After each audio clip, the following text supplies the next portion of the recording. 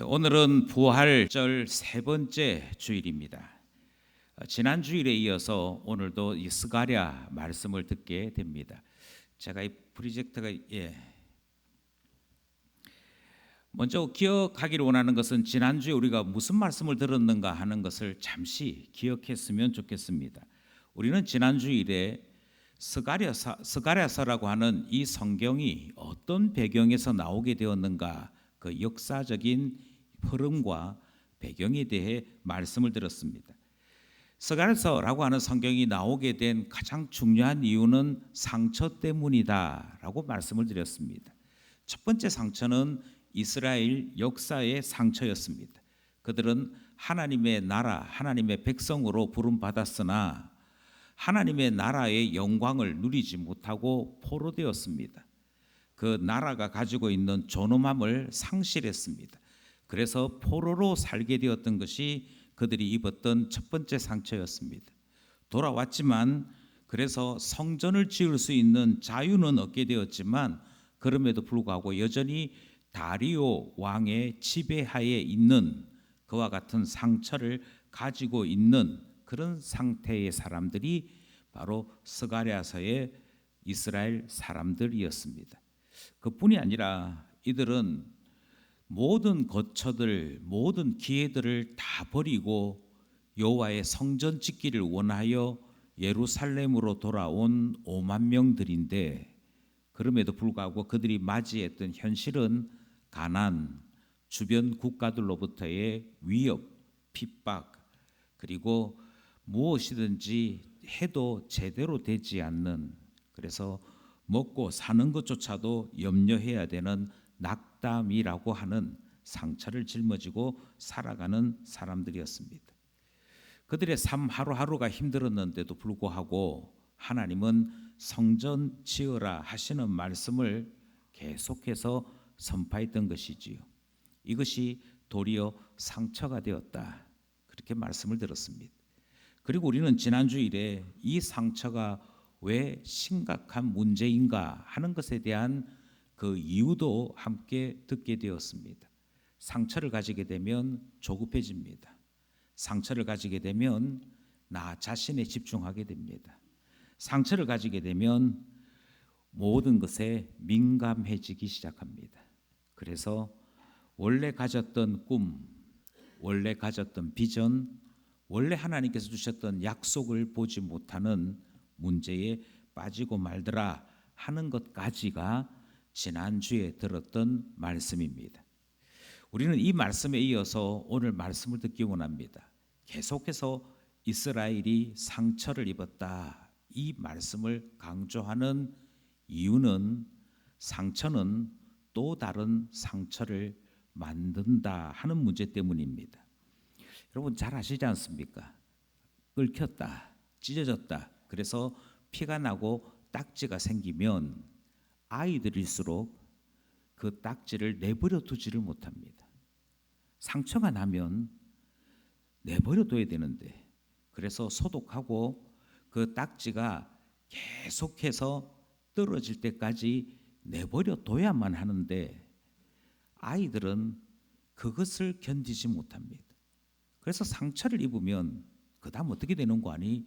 그 딱지를 떼어내는 또 다른 상처를 입힙니다. 그래서 원래 일어난 상처 말고 2차 감염으로 인해 상황이 더 심각해지지요. 똑같습니다. 상처가 왜 문제가 되느냐면요, 내가 상처를 입었기 때문에 나에게 있는 고통, 나에게 있는 아픔이 더 큰 문제로 이어지기 때문입니다.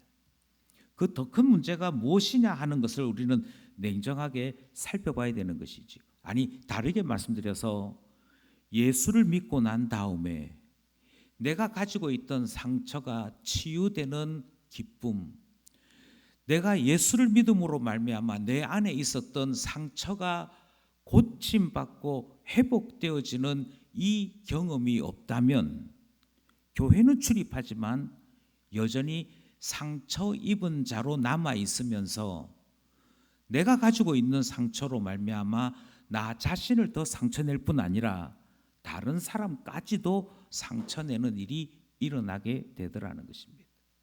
스가랴서가 쓰여진 이유는 바로 이 분명한 문제 때문입니다.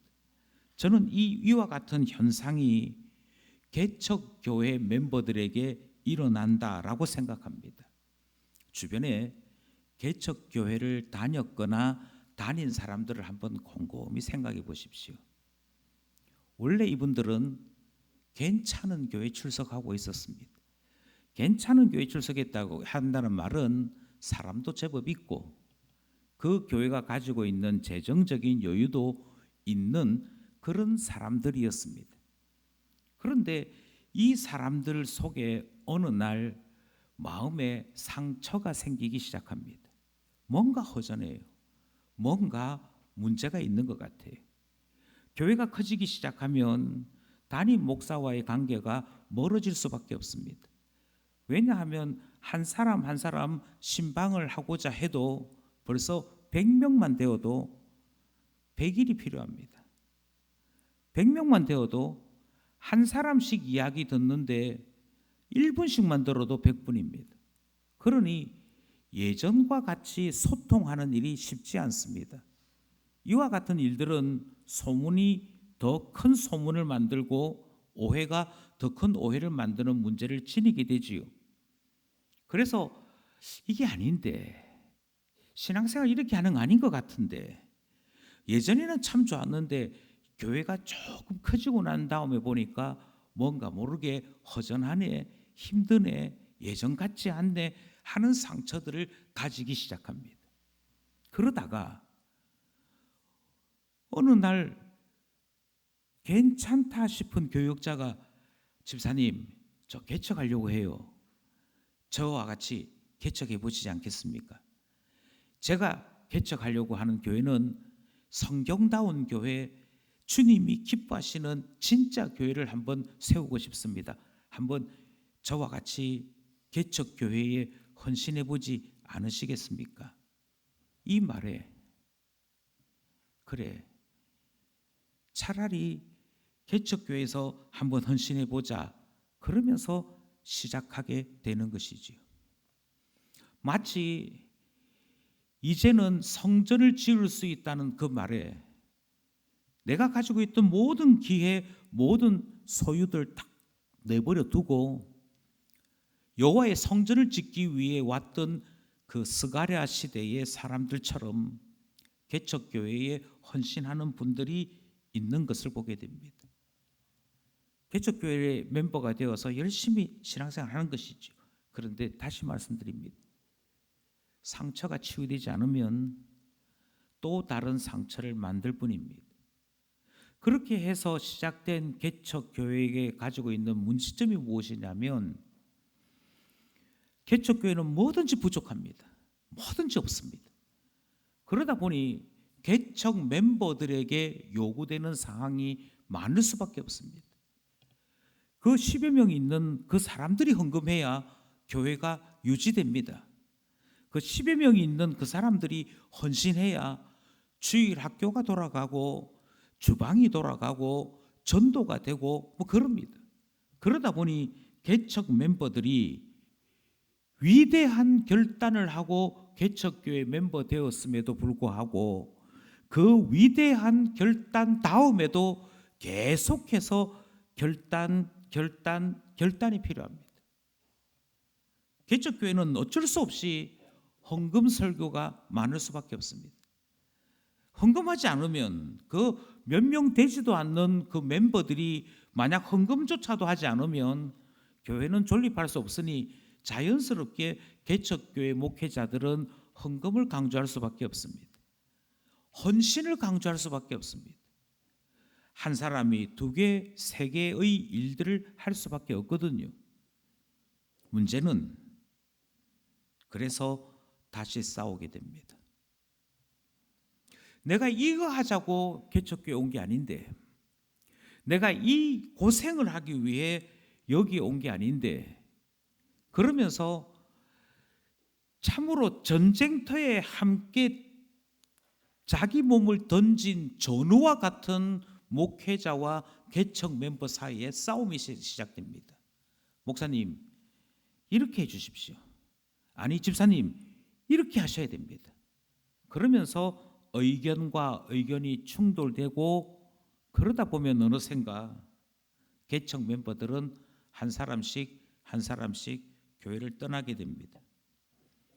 떠난 교인들은 쉽게 다음 교회를 정하지 못하고 떠돌게 됩니다. 마치 패잔병처럼 모든 것에 실패한 실패자처럼 떠돌게 되는 문제들을 가지게 되는 것이죠. 이것이 상처가 더 큰 상처를 만드는 평범한 경우들입니다. 저는 이와 같은 일들에 조금 더 민감한 이유는 기쁨교회 또한 이 악순환을 되풀이할 수 있는 가능성이 있기 때문입니다. 기쁨교회에 어떻게 오시게 되었습니까? 기쁨교회 멤버로서 지금까지 10년, 20년, 30년 그 긴 세월 어떻게 함께 하시게 되었습니까?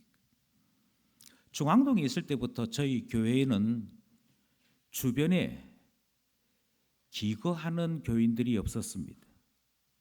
가까이 있는 사람이라 해야 겨우 2km쯤 가야 3km쯤 가야 만나볼 수 있는, 그래서 중앙동에서 다리 건너 영도쯤 가야 가까이 있는 교인이었습니다.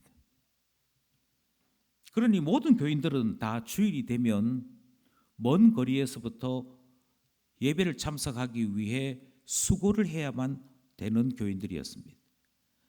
1시간 이상 버스를 타든 운전을 하든 무엇을 하든 이동을 해야 교회에 와서 예배드리고 집에 갈 수 있었습니다. 그러니 많은 사람들이 만류했지요. 주차장도 없습니다. 교회 건물도 제대로, 시설도 제대로 된 바가 없습니다. 그럼에도 불구하고 기쁨 교회를 간다, 내가 출석한다 할 때는 나름대로의 결심이 있었고 각오가 있었습니다. 내가 헌신하겠다, 내가 주를 위하여 이 교회를 섬기는 것을 영광으로 알겠다 하고 시작한 거 아니겠습니까? 그런데 교회가 김해로 이사를 오면서 거리는 더 멀어졌습니다. 시간이 더 많이 필요합니다. 헌신이 더 많이 필요합니다. 사실은 그때까지만 해도 아이들이 좋아했습니다. 아이들이 차를 타고 교회를 오고 이곳에서 오랜만에 일주일 만에 친구들을 만나고 또래들을 만나서 즐겁게 노는 그것들이 좋아서 아이들은 부모들에게 도리어 도전했습니다. 거리가 좀 멀다고 어떻게 교회를 옮길 생각을 하느냐, 이런 이야기들을 통해 부모들이 각성하게 되었습니다. 그런데 10년이 지나고 15년이 지나고 이제 20년이 다가오는 이 지역쯤 되니, 이 시간쯤 되니 상황이 조금씩 달라지기 시작합니다. 가장 먼저 변하는 것은 직장 문제입니다. 직장에서 요구되는 바가 2009년 저희가 이곳에 올 때와 달라졌습니다. 이제는 일이 많아졌습니다. 이제는 더 많은 것들을 요구하는 직장 생활을 하는 중에 있습니다. 직급이 높아졌고 책임이 무거워졌습니다. 이것만 해도 힘든데 문제는 우리 또한 나이가 들기 시작했습니다. 더 이상 20대, 30대가 아니고 더 나이가 많아져서 많은 사람들이 갱년기로 고생을 했거나 하는 중에 있습니다. 그러니 몸이 예전 같지 않은 피로감, 예전 같지 않은 어려움들을 경험하게 됩니다. 더 많이 변한 것은 아이들입니다. 아이들은 교회 나가는 것을 교회 나가 주는 것으로 여기고 있습니다. 분명히 10여 년 전에는 지네들이 좋아서 머뭇거리는 부모들에게 혼을 내었던 아이들인데, 그 아이들이 이제는 마치 엄마 아빠 때문에 이 먼 거리를 오고 간다라고 생각하면서 자신들은 부모 때문에 희생당하는 그런 자신들로 이해하기 시작합니다. 왜 아침에 이렇게 일찍 일어나서 이 먼 거리를 오고 가야 되느냐? 엄마 아빠 때문이다. 주변에 교회가 한두 개 있는 것도 아닌데 왜 이 먼 거리를 오고 가야 되느냐라는 질문을 던지기 시작했습니다.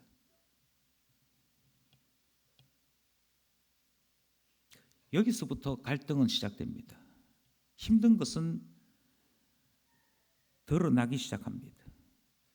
그나마 교회 와서 은혜롭고 아주 분위기 넘치면서 여기 올 때마다 마음과 육체가 회복되는 그 천국과도 같은 삶을 누리면 참 좋겠으나 오면 반드시 해야 될 일들이 있습니다.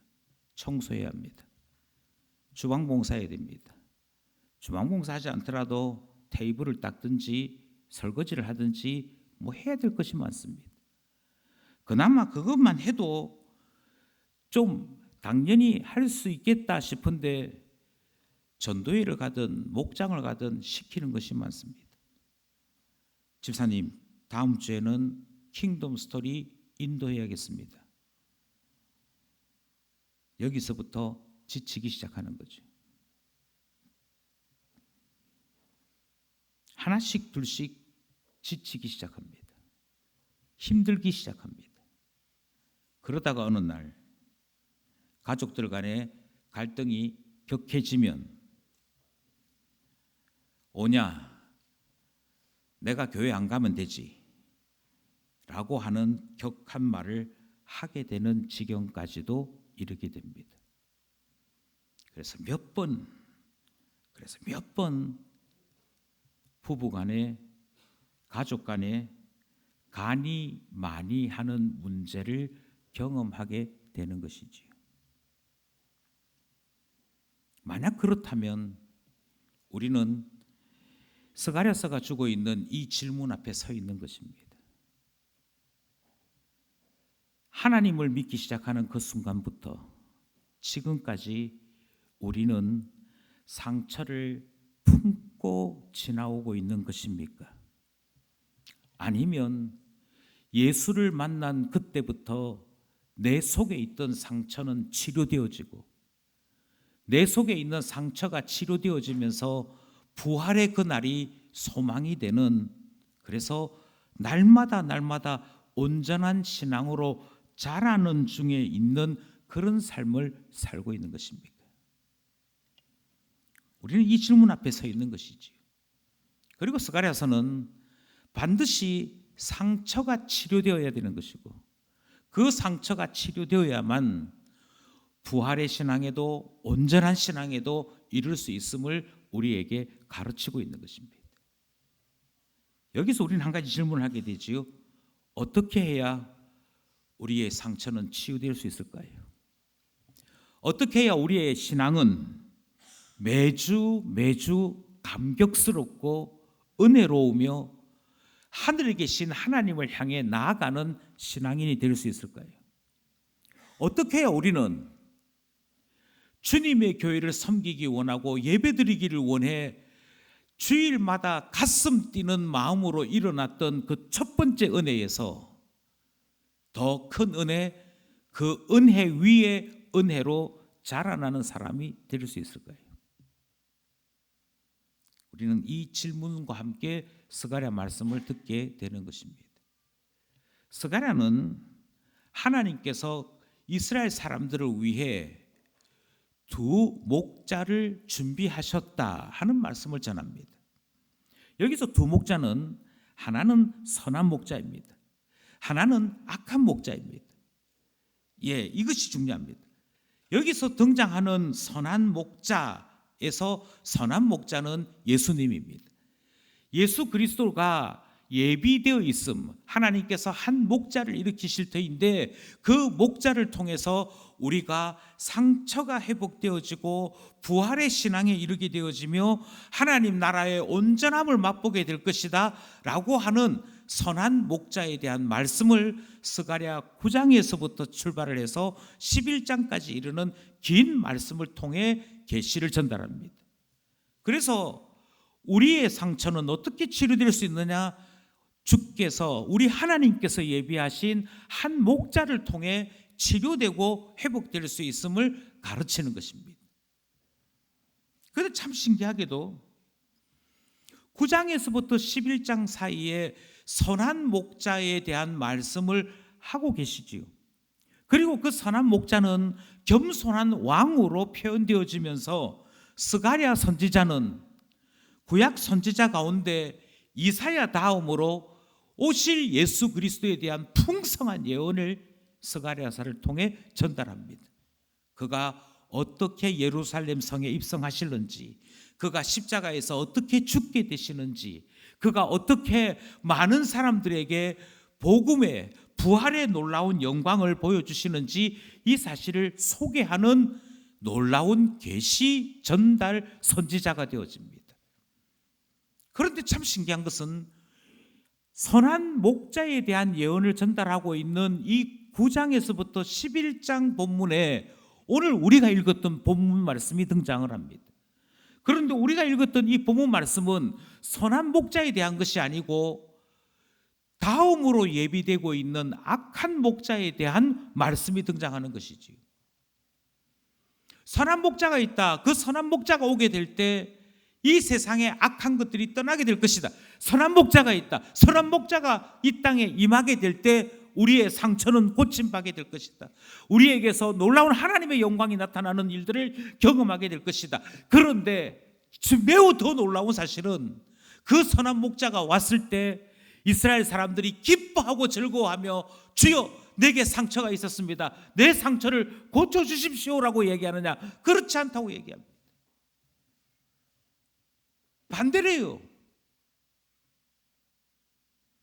그 선한 목자가 선한 목자로서 양을 살리기 위해 선하고 아름다운 일을 시작할 때 악한 목자들이 그 선한 목자를 시기하고 질투한다라고 말씀합니다. 당연하지 않겠습니까? 선한 목자가 와서 선한 일을 하니 악한 목자들이 얼마나 부끄러웠겠습니까? 부끄러워서 나도 저런 선한 목자가 돼야 될 텐데 하면 좋겠으나 그러면 악한 목자겠습니까? 악한 목자들이 선한 목자를 만나면 질투하고 시기하여 미워하는 것 당연하지요. 그런데 더 기가 막힌 것은 양들이 문제입니다. 양들도 선한 목자를 싫어하더라고 성경은 우리에게 말씀하고 있습니다. 스가랴 11장 7절 8절입니다. 그러니까 우리 본문 바로 앞에 있는 말씀이지요. 7절 말씀 함께 합독하겠습니다. 7절 말씀입니다. 시작. 내가 잡혀 죽을 양떼를 먹이니 참으로 가련한 양들이라. 내가 막대기 둘을 취하여 하나는 은총이라 하며 하나는 연합이라 하고 양떼를 먹일세. 그러니까 선한 목자가 선한 목자로서의 일을 합니다. 그 선한 목자로서의 일을 두 가지 단어로 소개합니다. 하나는 은혜 베푸는 것입니다. 은총을 베푸는 것입니다. 또 하나는 흩어진 양떼들을 모아서 하나로 하나님의 가족으로 만드는 연합의 일을 이루시는 분이 선한 목자이십니다. 그런데 그 다음 구절이 중요합니다. 8절입니다. 8절 시작. 한 달 동안에 내가 그 새 목자를 제거하였으니 이는 내 마음에 그들을 싫어하였고 그들의 마음에도 나를 미워하였습니다. 목자들이 미워합니다. 그런데 더 기가 막힌 것은 양떼들도 목자를 좋아하지 않습니다. 이게 기가 막힌 거예요. 그에게서 흠모함이 없습니다. 그를 좋아하지 않습니다. 이사야 선지자의 표현을 빌리자면 다 각기 제 길로 떠나버립니다.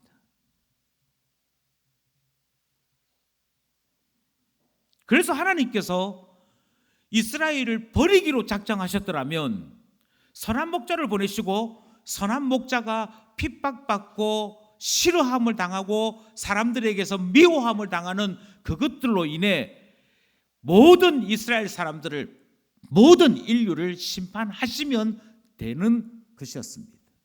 그런데 하나님께서 이스라엘을 놓치지 않으셨습니다.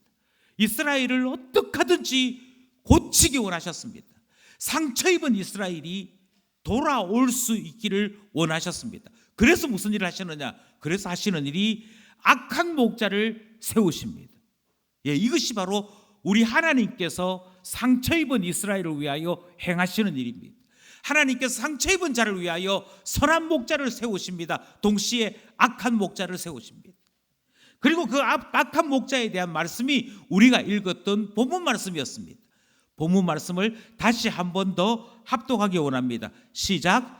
보라, 내가 한 목자를 이 땅에 일으키리니 그가 없어진 자를 마음에 두지 아니하며 흩어진 자를 찾지 아니하며 상한 자를 고치지 아니하며 강건한 자를 먹이지 아니하고 오히려 살찐 자의 고기를 먹으며 또 그 굽을 찢으리라. 악한 자가 나타나서 이스라엘을 돌보지 않습니다. 하나로 만들지 않습니다. 연합시키지 않습니다. 오히려 약한 자는 약한 자대로 짓밟습니다. 강한 자는 강한 자대로 강하지 못하도록 먹이지도 아니하고 돌보지도 않습니다. 오히려 악한 목자는 키워야 될 양들을 잡아먹는 그와 같은 목자들이라 말씀하는 것이지요. 이것이 하나님께서 상처 입은 이스라엘을 위하여 준비하신 대안이요 방법이었습니다. 이쯤 되면 많은 사람들이 혼란스러울 것입니다. 아니, 목사님, 예수님이 와서 상처 입은 자를 고치시는 선한 목자인 것은 알겠습니다. 그런데 사람들이 예수님을 알아주지 않을 것이니, 하나님의 놀라우신 선함을 발견하지 못할 것이니, 하나님께서 악한 목자를 예비하시고 악한 목자를 통해서 이와 같은 일을 하신다. 요건 좀 이해가 안 됩니다. 하나님은 우리에게 늘 선한 일만, 좋은 일만 하셔야 되지 왜 악한 목자를 세우십니까? 아니요. 그럴 수 있는 우리라면 아마 스스로 구원의 길을 발견하고 그 구원을 향해 걸어갈 수 있는 사람들이었을 것입니다.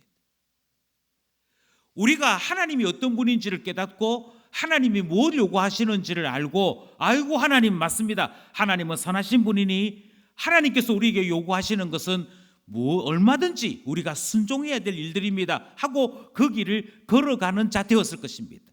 그러나 다시 말씀드립니다. 우리는 그런 존재가 아닙니다.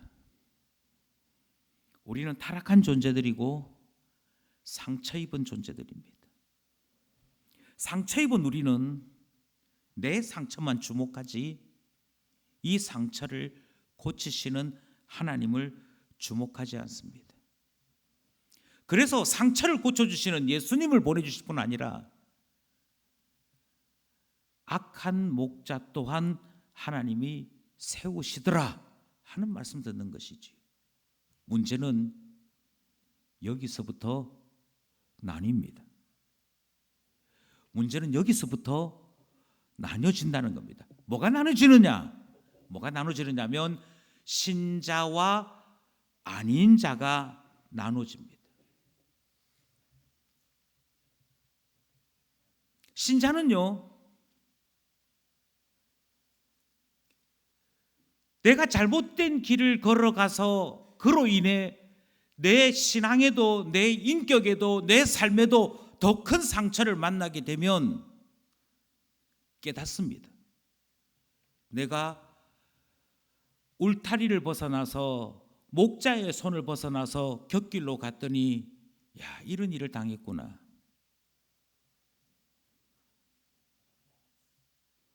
비록 탕자일지는 몰라도요, 비록 아버지의 재산을 다 허랑방탕하게 써버린, 그래서 다른 사람들에게 손가락 받을 만큼의 허물이 많은 존재일지는 몰라도요, 참 놀랍게도 신자는, 하나님의 택함을 받은 자녀들은 자신이 잘못된 삶을 살게 될 때, 자신이 잘못된 결정을 하게 될 때 깨닫는 바가 있습니다. 아, 이게 아니구나. 그래서 어떻게 되는고 하니 상처는 있고 때로 더 큰 상처를 당하기도 하지만 배웁니다. 반드시 배웁니다.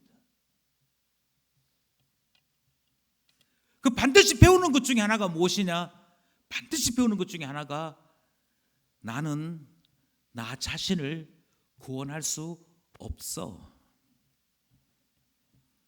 나는 결코 내 영혼에 나 자신이 목자가 될 수 없어 라고 하는 사실을 깨닫습니다. 내가 가지고 있는 지혜나 내가 가지고 있는 경험이 결코 나 자신을 구원할 수 없다는 사실을 깨닫습니다. 그것이 신자의 특징입니다. 그것이 하나님 앞에 은혜를 받은 자들의 특징입니다. 그래서 하나님, 제가 하나님께로 돌아가야겠습니다. 하나님께 제가 속해 있었더라면 그곳에서 하나님의 은혜를 입으며 하나님의 돌보심을 받으며 제가 평안한 영혼으로 살 수 있었을 텐데 주님을 떠났더니 이런 고생을 합니다. 그런 깨달음이 신자에게는 있다는 것입니다. 그런데 신자 아닌 사람도 어떻게 되는데요? 신자 아닌 사람들은 그 상처에서 더 큰 상처로 빠지고 맙니다. 이게 참 신기하고 놀라운 일입니다. 1500년경에 영국의 토마스 그레샴이라고 하는 사람이 있었습니다. 토마스 그레샴이라고 하는 이 사람이 아주 희한한 말 하나를 합니다. 그리고 이것은 경제 법칙이고 이론인 동시에 사회 이론으로도 현재까지 유통되는 소용되는 표현이 되기도 합니다.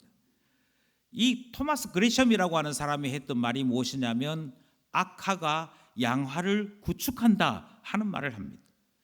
좀 말이 어려운데요. 여기서 말하는 악화라고 하는 말은 나쁜 돈입니다.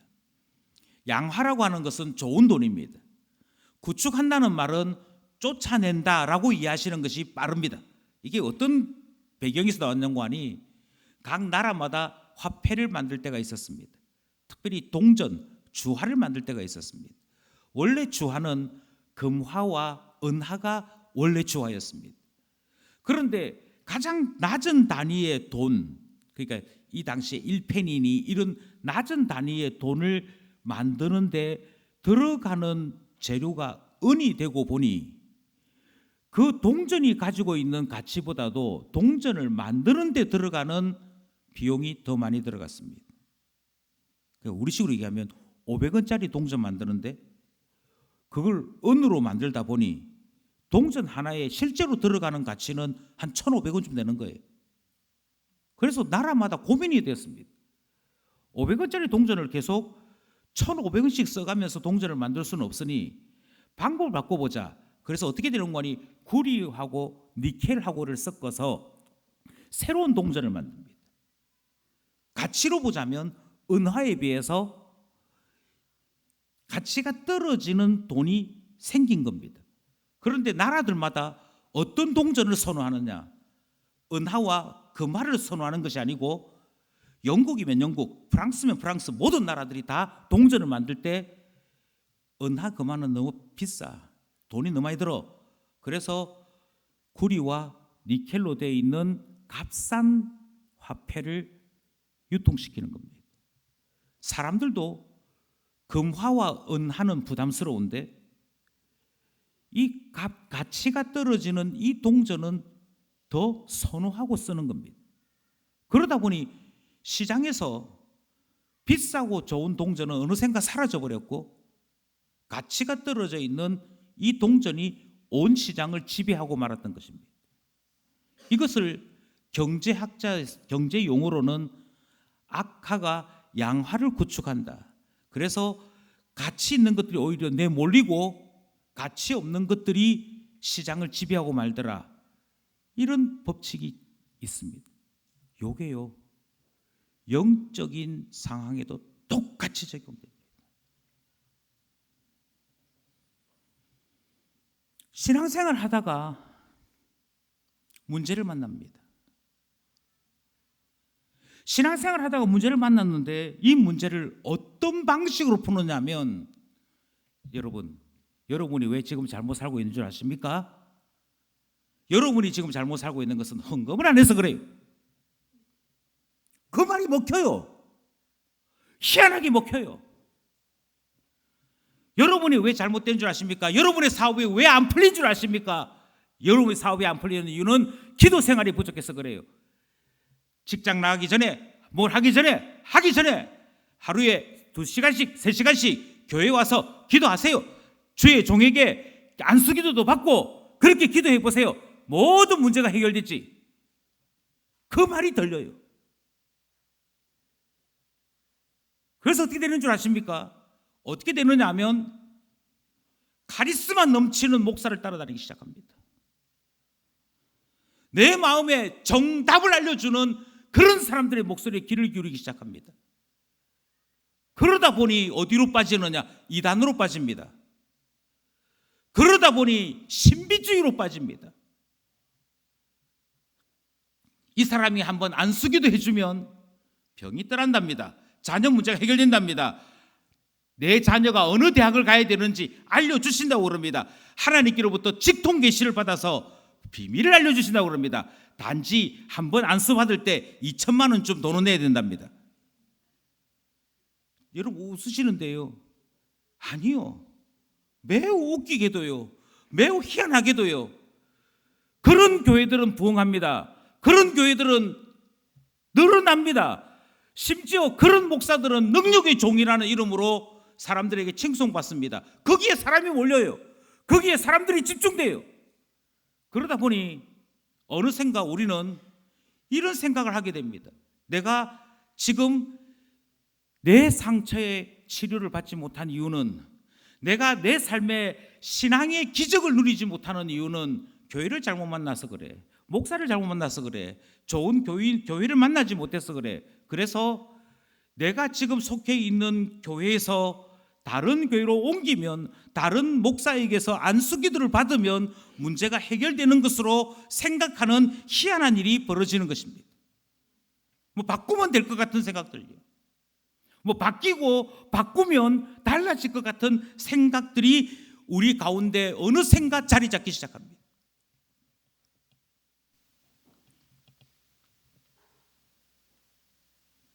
여기에 우리 심각함이 있다니까. 저는 다시 한 번 더 하나님께서 왜 선한 목자와 악한 목자를 보내시는지 다시 한번 찬찬히 생각해 보실 수 있기를 바랍니다. 악한 목자가 와서 양떼를 돌보지 않습니다. 악한 목자가 와서 해칩니다. 도리어 양들에게서 피를 빨고 양들을 괴롭히기 시작합니다. 그때서 가서야 양들이 깨달아야 할 것이 있습니다. 이런 일을 경험하고 나서 신자라면 무엇을 깨닫는고 하니 주님만이 우리의 목자이시구나를 깨닫습니다. 그런데 참 놀랍게도 어리석고 둔한 양들은 선한 목자에게로 눈을 돌리는 것이 아니라 또 다른 인간 목자에게 눈을 돌립니다. 우리가 재수가 없어서 이 목사를 만나서 그래. 그런데 저 목사에게는 소망이 있을 것 같아. 저 교회는 뭔가 다를 것 같아. 그리고 옮겨 다니기 시작합니다.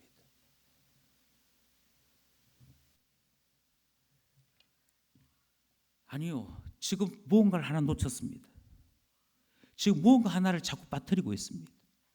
뭘 빠뜨렸냐면 우리에게 처음부터 상처를 만들었던 것이 무엇인지를 보질 않습니다.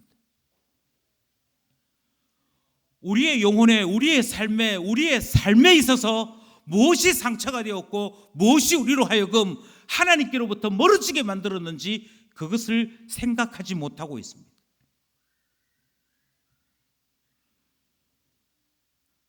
하나님과 우리 사이에 틈을 만든 것, 하나님에게서 우리가 멀어지게 되어진 것, 그래서 하늘로부터 오는 은혜와 은총을 받지 못하도록 만든 것은 죄입니다. 조금 더 찬찬히 우리는 생각해야 합니다.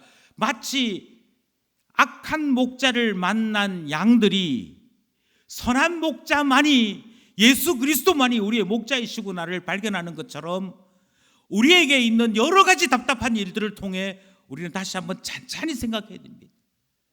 죄로 말미암아 하나님에게서부터 멀어졌고, 죄 때문에 하나님에게서 멀어진 고로 우리에게 상처가 생기게 되었다면, 우리가 생각해야 할 것은 우리 안에 있는 그 상처, 우리 안에 있는 죄, 그것이 구체적으로 무엇이었는지를 생각하셔야 됩니다. 그것은 하나님 의지하지 않는 것이었습니다. 우리에게 있는 죄 가운데 가장 대표적이고 가장 우리를 못 살게 만들고 무너뜨린 것은 불신앙입니다. 아니, 다르게 또 말씀드리겠습니다. 내가 불신앙으로 산다라고 하는 것이 무엇입니까? 그것은 하나님을 보지 아니하고 사람 보는 거 아니었습니까? 하나님 보지 아니하고 예수님 보지 아니하고 나 자신을 보는 것이었지 않습니까? 나 자신을 보는 것, 그래서 뭐라고 해도, 무엇이라고 해도 하나님 앞에 기도하고 하나님의 음성을 듣고 하나님의 뜻을 알기보다는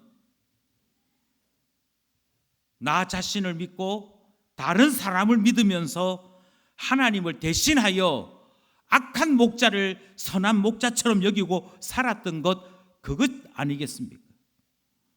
그런데 다시 또 그걸 되풀이합니다. 그걸 다시 또 되풀이합니다.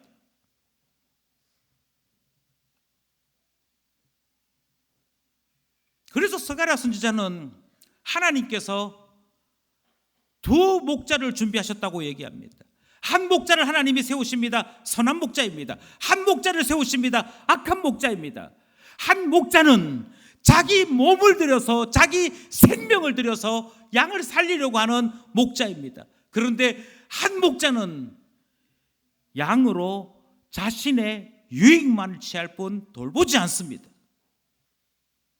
그리고는 이야기합니다. 선지자는 이렇게 이야기합니다.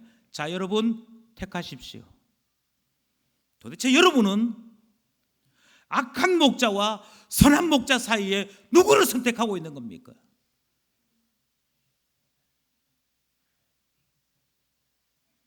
예, 그들은 이렇게 생각했습니다. 우리 가운데 있는 스룹바벨이 좀 멍청해서 그랬어. 우리에게 있는 대제사장 여호수아가 멍청해서 그랬어. 그들이 좀 지혜롭고 그들에게 능력이 있고 그들에게 하늘의 기적을 베푸는 그런 힘이 있었더라면 모세 때와 같이 손을 들고 전쟁을 했을 때 적들이 물러가고 없는 돈들이 생겨나고 그러는 기적이 있었을 텐데, 우리의 지도자들을 잘못 택해서 그래. 여전히 사람 보는 거예요. 여전히 사람 보는 거예요. 사람을 목자로 삼고 그 사람에게서 답을 찾으려고 하는 것. 사람이 무엇인가 해결책인 줄 알고 자꾸만 사람과 사람끼리 싸우고 자기 주장하게 되는 것. 그게 불신앙입니다. 그것이 상처 입은 불신앙이 더 큰 상처로 나가게 만드는 길이더라고 하는 것이죠. 저는 이 말씀을 드리면서 다시 한번 질문합니다. 하나님이 변하셨던가요? 예수님이 초심을 잃고 좀 변질되셨던가요? 10년 전에, 20년 전에 나의 가슴을 뛰며 내게 신앙을 가르쳐 주셨던 그 하나님이, 대속의 은혜를 입혀주셨던 그 예수님이 변질되셨던가요?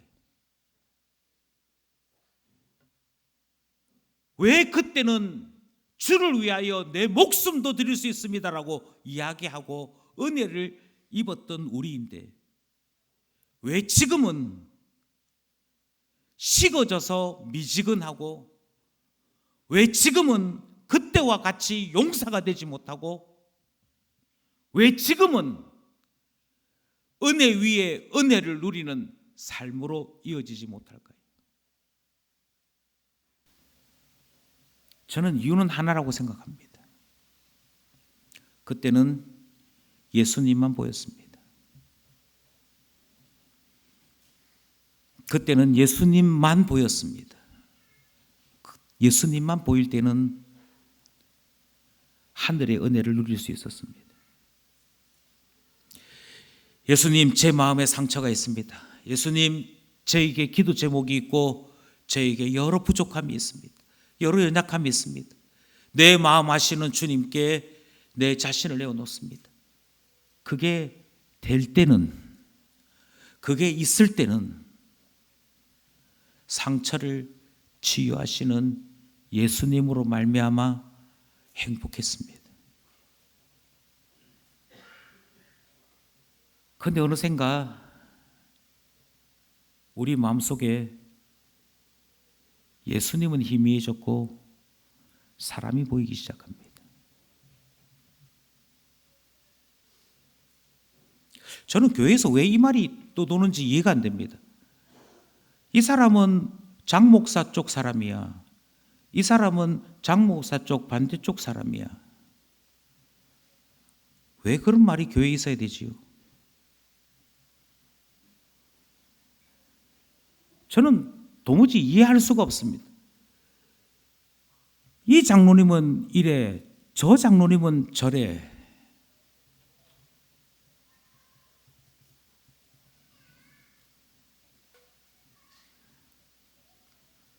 교회 와서 주일을 지나는 동안에 우리의 관심이, 우리가 집중하는 것이, 우리가 예민하게 듣고 보는 것이 하나님이 아니게 되었습니다. 사람.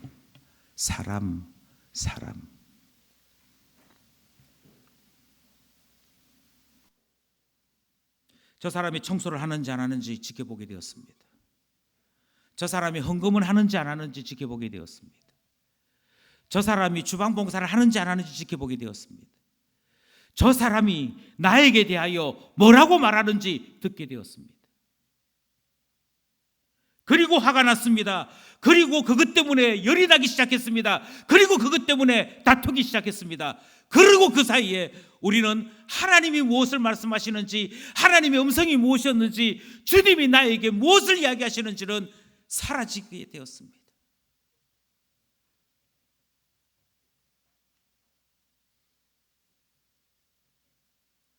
교회는 말이 많은 곳입니다. 교회는 소문이 많은 곳입니다.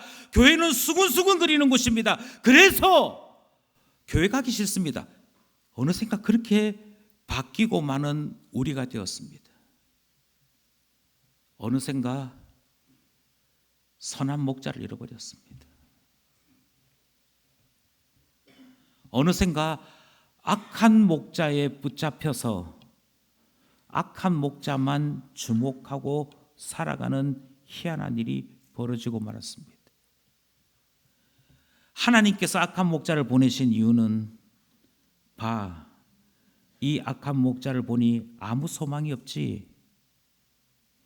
이 악한 목자를 보니 아무런 것도 유익된 게 없지. 그러니 사람은 믿음의 대상이 아니야. 사람은 소망의 대상이 아니야. 나의 상처를 싸매어 주실 유일한 분은 예수님이야.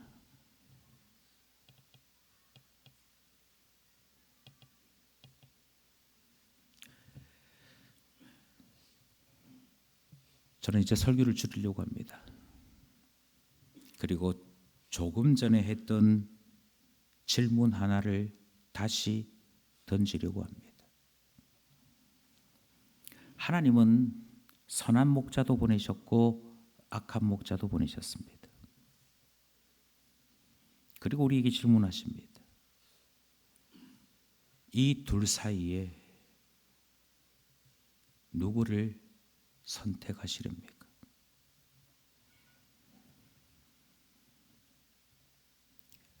여전히 악한 목자를 선택하기 원하신다면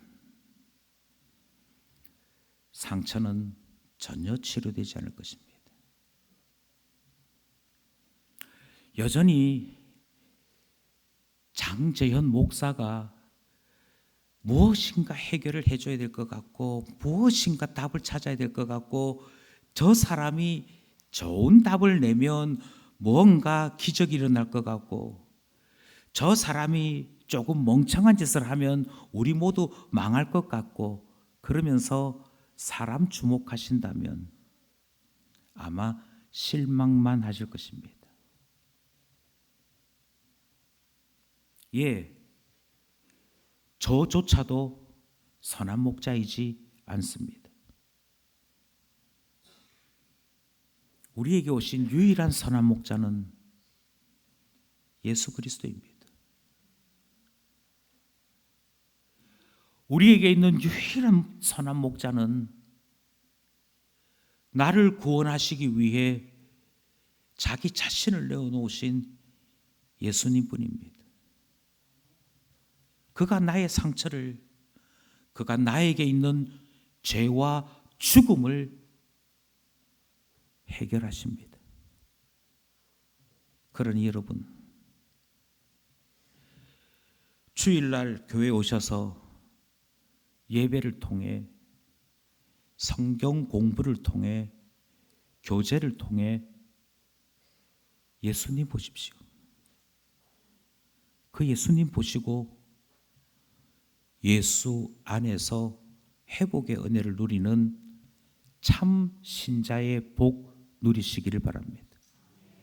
그 외에 나머지 모든 것은 예수 그리스도 안에서 함께 기도할 제목이지 신앙의 대상이 아닙니다.